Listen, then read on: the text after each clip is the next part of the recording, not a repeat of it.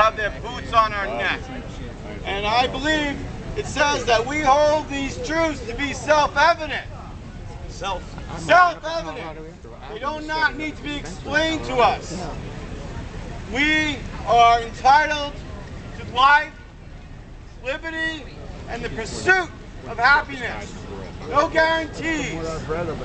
But if smoking a little reefer is not pursuing happiness, then I don't know what is. And people need to know that we are now living in a police state. There are SWAT teams all over. The United States military is to be used against foreign aggression, not against its own people. And they have made an end run by seizing our assets and using our own money against us to build paramilitary groups that kick in our doors at night, shoot our dogs, and take our children. And I ask the president, with just a small amount of courage and a few strokes of your pen, Mr. President, you could take marijuana off the Schedule 1 list. Yes! It should be a supplement. It should be down at GNC. Yes! Not in a courthouse. That's right. Do not take plea bargains. That's right. They arrest you. I know it's easy to say, but if everybody were to not take a plea bargain and demand a speedy trial, they would have no place for us. 800,000 people will this year, according to last year's statistics, be arrested for simple possession of marijuana. And it's exponential.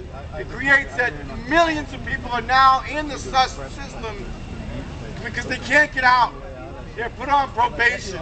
They're monkey fucked with for no reason. You won't be on YouTube and tonight. You're famous.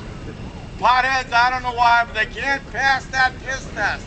They're on probation forever. We need to be free. Thomas Jefferson said, and I don't like to quote people besides myself, but he said, we should not be afraid of our government. They should be afraid of us.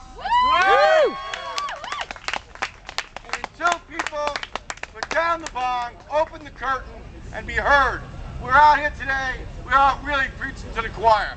You know, besides the one cop that's hiding behind the tree, which, you know, he's going to go home later and his old lady's be smoking on the couch anyway. But, and his mother and his brothers, they'll all be puffing later. He won't be arresting them.